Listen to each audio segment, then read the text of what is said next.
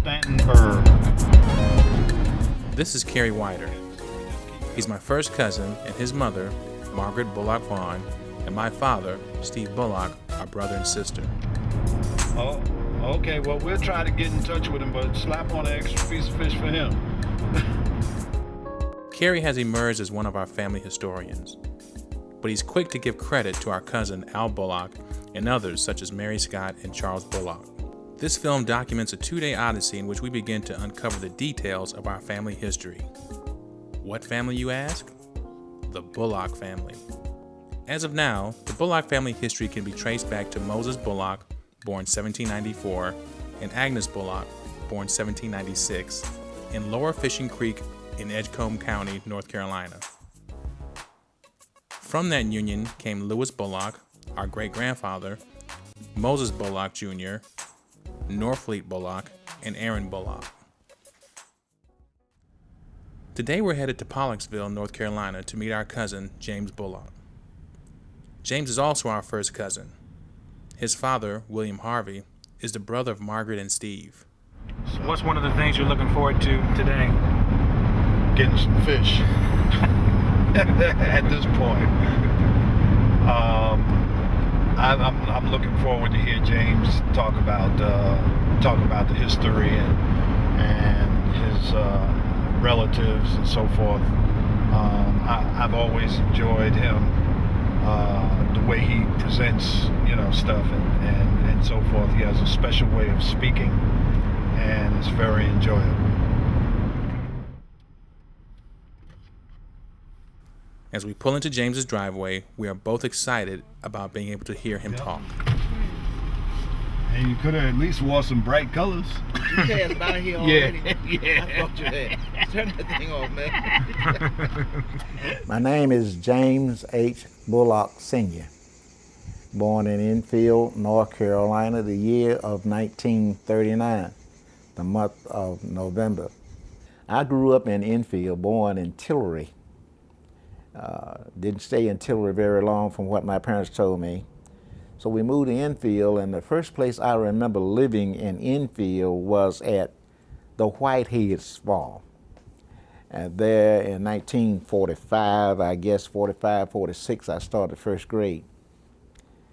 And we lived in the very back of that farm, I guess a mile from the road. And I had to walk from the house to the road. And my dad had bought me a pair of black and white shoes. I don't see them often now, but I don't know what they were called. But I remember very well at that age that if I looked at my shoes, how pretty they were, that I soon would get to the road. And that was what I did every morning going. In the evening, I had to run because boys were throwing rocks. And so it didn't take me long in the evening, it didn't take me long in the morning because I had something to concentrate on, something to think about other than the distance. I remember mules and tractors. I remember discipline. That was, well, there was no sparing the rod where I come from. I remember good times. And I always remember going hungry. We always had something to eat. And there was always something going on to cause us to laugh and to clown. And my mama was the clown. She could cause you to laugh behind anything. And they call her Aunt Rose, and many of our relatives came to see us. And mama would get up in the middle of the night, cook, and then everybody would go to sleep. Grandpa was a small man. I remember picking him up and putting him in the truck and driving around through the farm. He would take a look at it. And it was just to get out of the house because he was couldn't get very far walking because of arthritis. That's what I thought it was. But anyway, he was a small man, short man, maybe my height, best I remember, and wasn't heavy either because I could pick him up at 16. I had license then. I remember prayer service. I used to move from house to house in the community. And Grandpa, William Henry, folks said he was filled with the Holy Spirit, and then they are emotional at that time. Well, Grandpa could say a prayer that would bring a tear to your eyes. Not only that, he was the song leader. He led the song. But Morris could do that too. You didn't know Morris. I heard of Morris, I'm sure. But Morris could do that too. So I remember at nighttime when the band would come by Grandmama's house, that Grandpa would be singing and praying. Others prayed too, but they depended upon Grandpa to lead the song. And he did that well. Grandmama was a stricker for knowledge. You had to go to school. You had to study. That she also prompted us, you are as good as anybody. Love of family. Like my dad, I think my daddy got that. Brothers don't fight each other. You can always find something good to think about, no matter where you are, what you do, and what has happened. If you slow down long enough, you can think about something that is good. And time passes fast, and it helps ease the problems that we now have. After meeting with James, we'll call it a day and head back to our hotel in Wilson, where we'll get some rest and get an early start to day 2. After a good night's rest, Carrie and I meet in the morning to plan our day. We decide that our first stop will be a cemetery located on Route 33 in Leggett, North Carolina. As we make our way, Carrie and I enjoy the sights of our beautiful homeland and wonder what it was like 130 years ago. We arrive at our destination and begin to navigate through the many headstones. We realize that the North Carolina sun is hot and there is no shortage of gnats and mosquitoes. This tombstone says, "Until we meet again, farewell." Moses Bullock Jr., February 24th, 1874 to You can get down there and move it. what looks like February 4th or something. Yeah, 4th, 1936.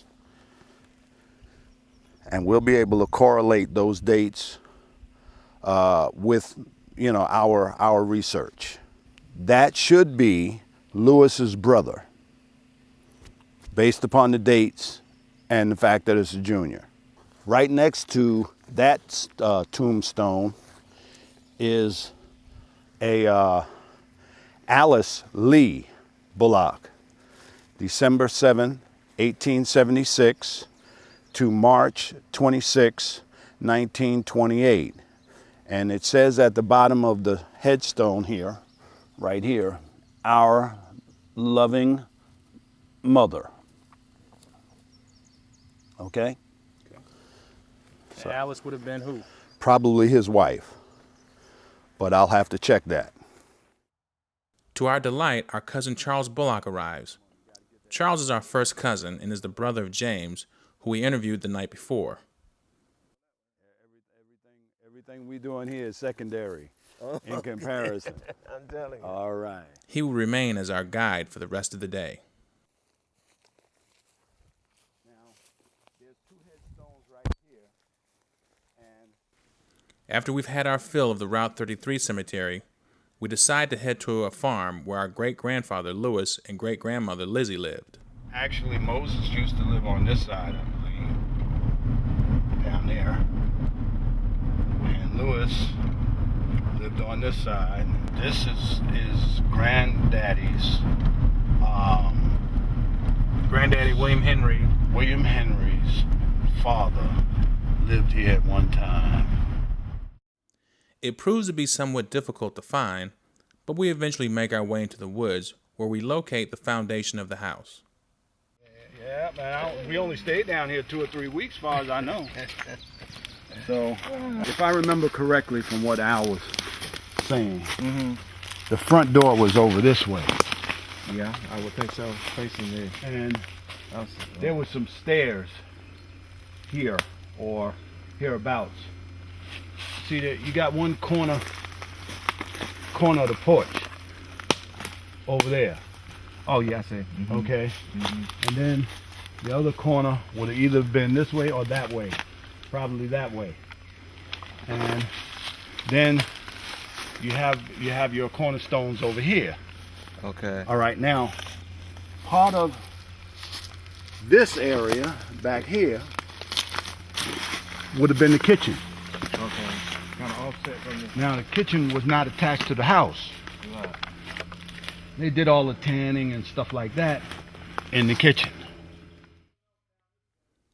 Being on the grounds where our forefathers and mothers walked was surreal. Our next stop was to where our great Uncle George and Martha Bullock are buried near Brick School. George is the brother of our grandfather, William Henry Bullock. We also head over to George's house just a little ways up the road. Although it's overgrown, it's still worth visiting the first two-story house built in the area. Wood shingles on the outside. His sons built this house for me. There's shingles on the outside and wood planks on the inside. You see this brick in there? Same brick we just got finished looking at. Same foundation. You see? Yep. And the brick that's laid in there is red brick, just like this brick here. And that's a fireplace or something. Yeah. I would think so. After George's house, we decide to head to Brick School. Brick School was a pioneering boarding institution which provided education for African Americans in segregated North Carolina from 1895 to 1933. T.S.M. Borden founded the Brick School in 1895 to serve the large number of rural African Americans in the eastern North Carolina counties and to provide solid academic training and an extension program for agricultural workers. It was funded by Mrs. Joseph Brick. During our visit, we met a helpful group of Brick staff that gave us a tour and talked to us about what it may have been like when our cousins attended back in the late 1800s and early 1900s. My mom lived in one of those his house with a bell. Yeah, that's his house where the bell It was a great visit, and we were encouraged to return as much as we need to. Our next stop is to the cemetery where our grandfather, William Henry Bullock, is buried. William Henry was married 3 times. His first wife was Mary Powell Bullock, and they had 4 children. His second wife was Hattie Rose, and they had 1 child. His third wife was Ida Mayo, and they had 11 children. Percy. This is William Henry. That's your daddy's daddy. William Henry right there. His granddaddy.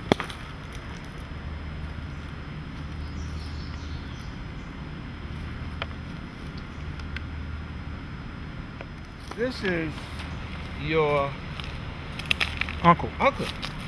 Morris. Did you ever meet him? Okay. That's your dad's brother. Matter of fact, he's a knee baby. This is your daddy's brother, which is your uncle, right? Right here. This is Leslie, Leslie. Bullock. This is his wife right here. Hattie. She was a Cofield. See that C in there? Hattie Cofield. Her maiden name was Cofield. Bullock. That is right. Cofield surrogate. She was a Cofield. So I was told. Carrie, Charles, and I were so entrenched with discussing our family history, we hadn't even noticed the quickly approaching storm. So we dash off to our next stop, the cemetery where our grandmother, Ida, Charles's mother and father, Rose and William Harvey, and sister, Bertha, are buried. This is Miss Ida. now we have to have something done with her plaque. Yeah, it's been there for a while. Her plaque is going west. Long west. We notice that we have managed to still elude the storm, so we make one last stop at Uncle Harvey and Aunt Rose's house where Charles reflects on his early days. What now? What? This what was grade? Eden School, EDEN School, And what were the grades you just said? 1 through 6 when I was there.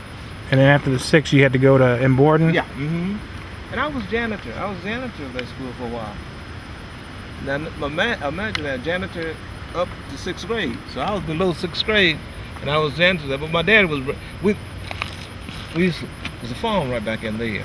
That's where we used to live. Clinton was born back there.